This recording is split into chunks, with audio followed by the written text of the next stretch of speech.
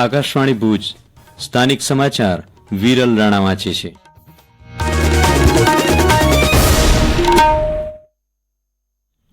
નમસ્કાર.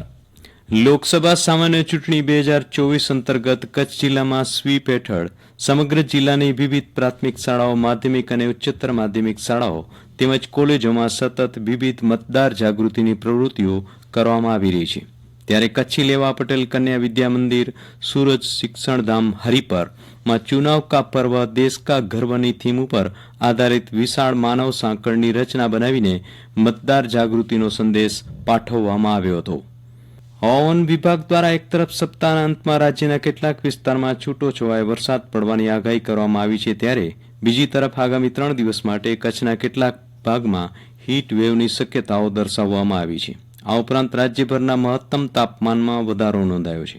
આગામી 24 કલાક દરમિયાન તાપમાનનો પારો ઊંચકાવવાની સંભાવના હવામાન વિભાગ દ્વારા વ્યક્ત કરવામાં આવી છે. ગઈકાલે ભુજમાં 2 ડિગ્રીના વધારા સાથે મહત્તમ પારો 41.7 ડિગ્રી નોંધાતા લોકો પરસેવાથી રેબઝેબ થયા હતા.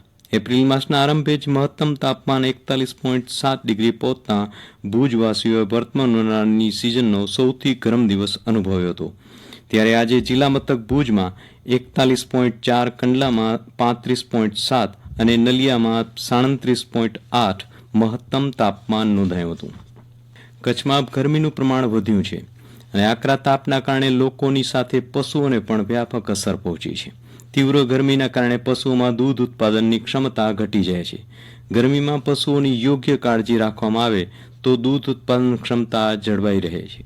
આ અંગે જિલ્લા પશુપાલન અધિકારી ડોક્ટર હરેશ ઠક્કરે આકાશવાણીને આ પ્રમાણે જણાવ્યું હતું. પશુઓને ઉનાળાની ગરમીની અસરથી બચાવવા હોય તો સૌથી પહેલા તો એમને બપોરનો ભાગ હોય ત્યારે એમને ચરિયાણમાં મોકલવાનો જોઈએ. બીજું, ઉનાળામાં પાણીની જરૂરિયાત પશુઓની જે રેગ્યુલર જરૂરિયાત હોય એના કરતા વધી જતી હોય છે.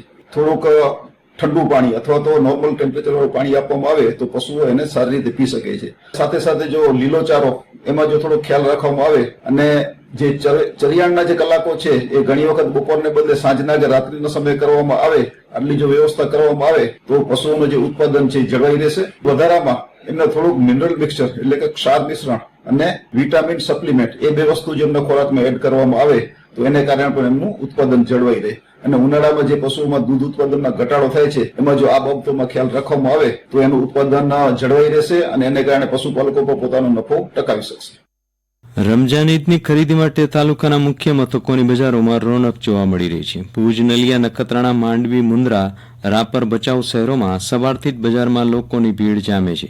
ઈદ નિમિત્તે મુસ્લિમ બિરાદરો કપડાં, સોના ચાંદીના દાગીના, મીઠાઈ સહિતની વસ્તુઓની ખરીદીમાં લાગી ગયા છે. ગ્રાહકોની ભીડના કારણે મુખ્ય શહેરોની બજારો પણ વહેલી ખુલી જાય છે અને મોડી રાત્રે બંધ થાય છે. ભુજના વિવિધ વિસ્તારમાં આવેલી મસ્જિદો અને ધાર્મિક સ્થળોને રોશનીથી શણગારવામાં આવી રહ્યા છે. સિંધી સમાજના ઇષ્ટદેવ ઝૂલેલાલ ભગવાનની જન્મજયંતિ ચેટીચંડની ગાંધીધામ આદિપુર સંકુલમાં ઉમંગભેર ઉજવણી કરાશે. જન્મજયંતિ નિમિત્તે શોભાયાત્રા સહિતના ધાર્મિક કાર્યક્રમોનું આયોજન કરાયું છે. ઝૂલેલાલ મંદિર ટ્રસ્ટ દ્વારા મંદિરમાં સવારે બહેરાણા સાહેબ 8 વાગે આરતી અને છેજનો કાર્યક્રમ યોજાશે. સાંજે શહેરમાં શોભાયાત્રા કાઢવામાં આવશે. તો સાથે સાથે જિલ્લામાં ભુજ, નલિયા, માંડવી, મુન્દ્રા સહિતના શહેરોમાં શોભાયાત્રા, મહાપ્રસાદ સહિતના ધાર્મિક કાર્યક્રમો યોજવામાં આવશે. આજે શૌર્ય દિવસ છે, ત્યારે 60 વર્ષ પૂર્વે કચ્છના રણમાં ભારતના સીઆરપીએફના જવાનો અને પાકિસ્તાની આર્મી વચ્ચે થયેલા યુદ્ધમાં ભારતની જીતની યાદગીરીમાં શૌર્ય દિવસ મનાવવામાં આવે છે.